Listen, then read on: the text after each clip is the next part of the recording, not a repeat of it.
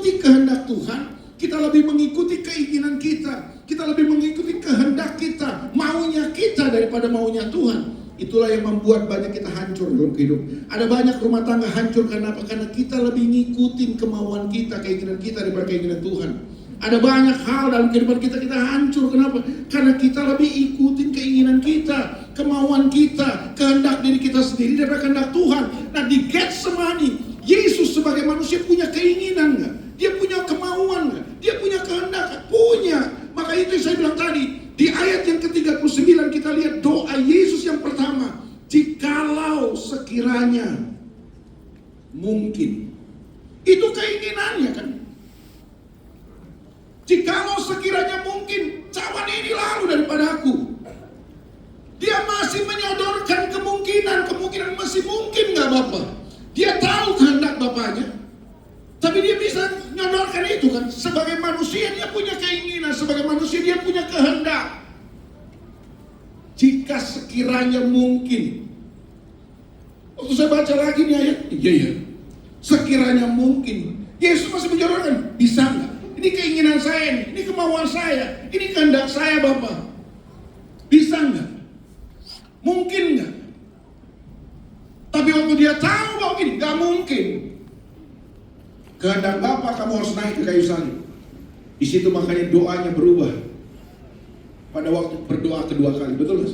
Dia bilang apa? Jikalau cawan ini tidak mungkin, biar kehendakmu yang jadi. Kita selalu berpikir bahwa, oh ya, siapa tahu, ada kemungkinan, mungkin kehendak saya bisa terjadi, keinginan saya. Ada banyak hal yang kita mau seperti dalam kehidupan kita. Tapi yang saya mau beritahu sama saudara, mau nggak hari ini? Saudara mau menyerahkan semua keinginan, kehendak diri kita sendiri kepada kehendak Tuhan. Memperingati kematian Yesus harus membawa kita kepada menjadi pribadi-pribadi yang mau menaklukkan dan menyerahkan semua keinginan kita kepada kehendak Bapa di surga. Karena percaya lagi nih, kehendak Tuhan itu pasti yang terbaik buat saudara. Amen. Keinginan kita itu belum tentu yang terbaik, setuju gak sih?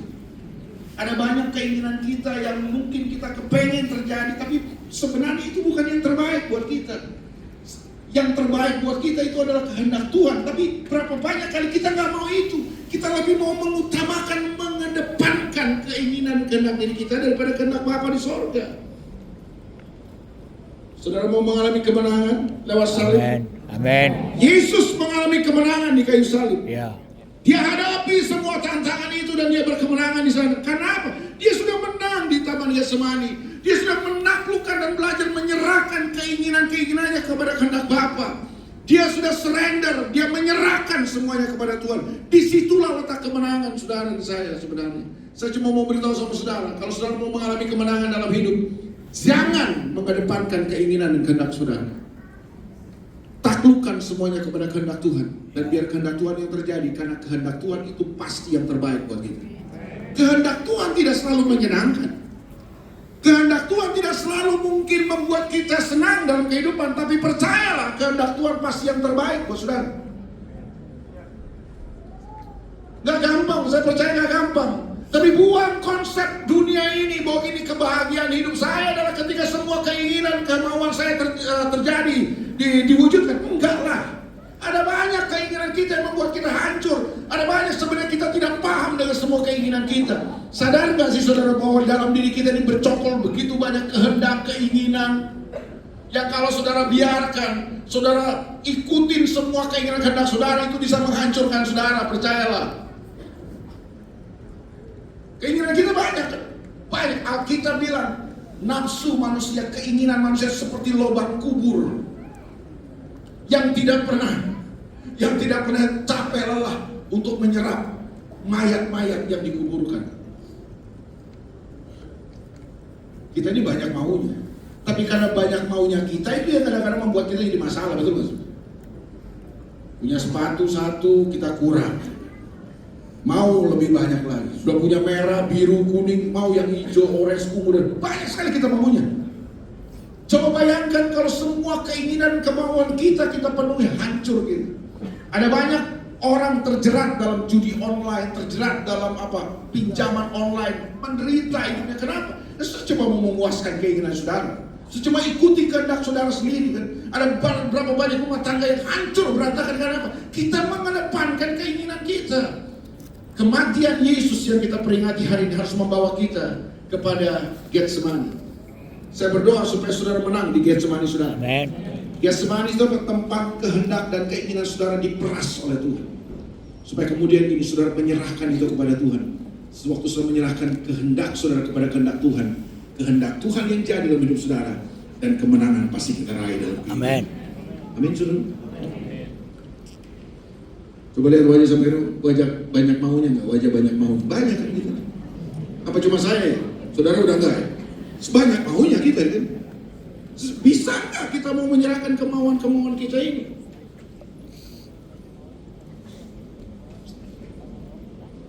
Yesus itu takut, stres, itu dia bilang kalau boleh cawan ini lalu daripada aku Bapak.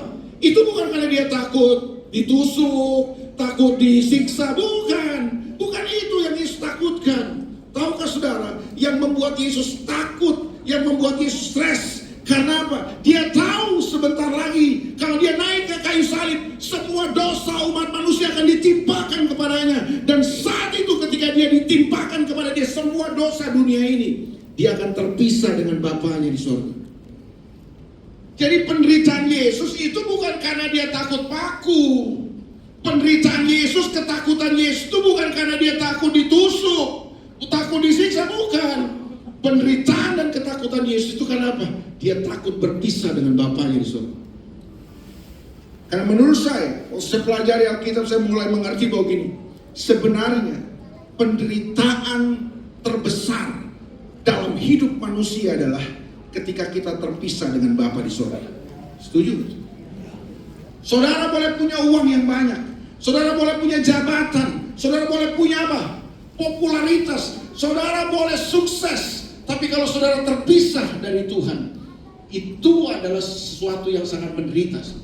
Jadi penderitaan terbesar dalam hidup kita itu bukan ketika kita nggak ada uang, bukan ketika kita dianiaya, bukan. Penderitaan terbesar dalam hidup kita sebenarnya waktu kita terpisah dari Tuhan. Nah, Yesus sudah bayangin itu, bahwa dia akan terpisah dengan Bapaknya di sorga. Itu sebabnya dia bilang, kalau boleh cawan ini lalu, aku nggak mau berpisah. Itu keinginannya dia kan. Tapi Bapaknya kasih tahu buat dia, enggak. Kamu mesti tanggung semua dosa manusia. Karena cuma dengan jalan itulah manusia di dunia ini dapat diselamatkan. Karena manusia sedang terpisah dari Tuhan. Tuhan mau supaya manusia kembali kepada dia. Itu sebabnya Yesus yang mesti tanggung semua itu.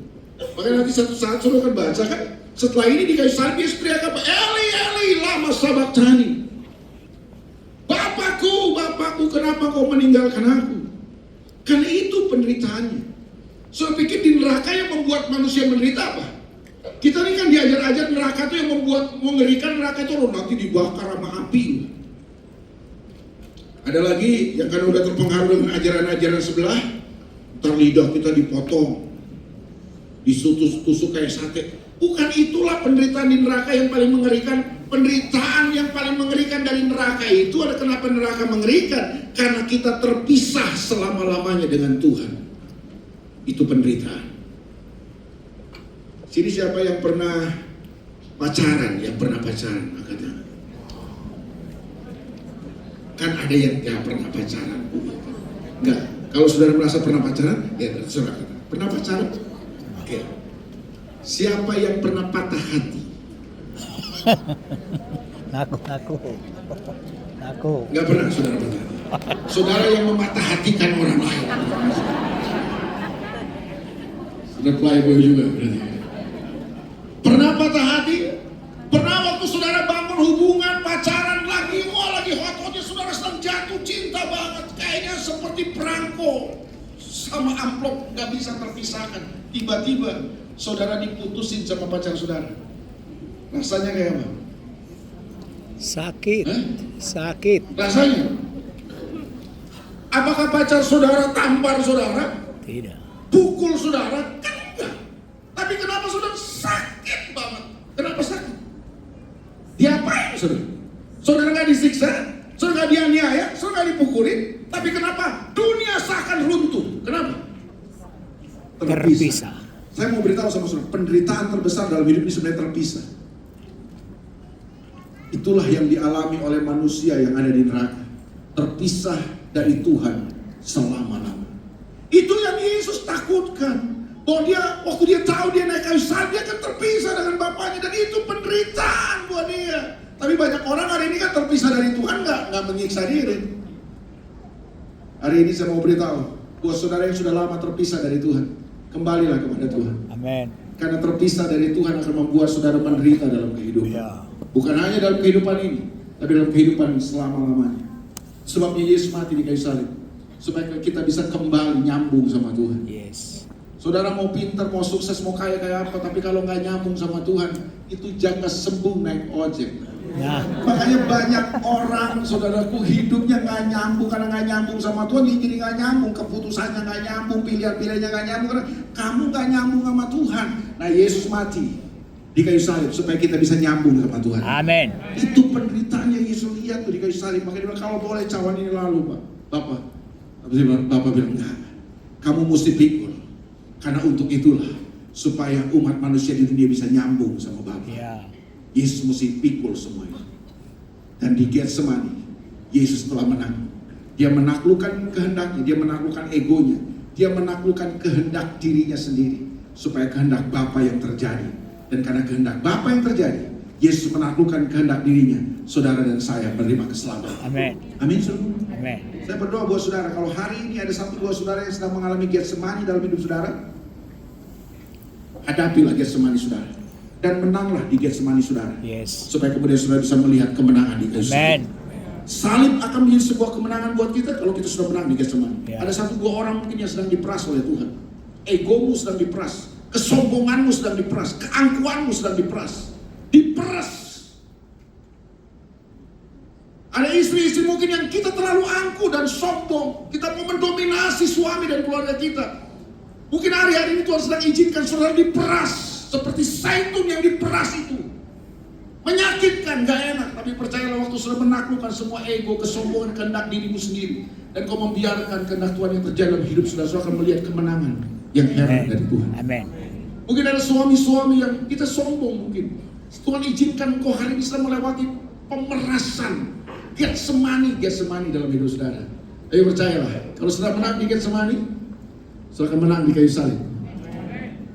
Kemenangan di Getsemani itu kemenangan atas diri saudara sendiri, kemenangan atas kehendak dan keinginan diri saudara sendiri. Untuk kita taklukkan dan biar kehendak Tuhan yang terjadi dalam kehidupan kita. Berapa banyak saudara hari ini mau menang dalam kehidupan? Haleluya. Amin. Menanglah dalam Getsemani saudara. Amin. Menangkan Getsemani saudara, supaya kita melihat kemenangan dari salib yang luar biasa buat hidup kita. Amen. God bless you. Tuhan berkati saudara. Mari kita datang sama Tuhan.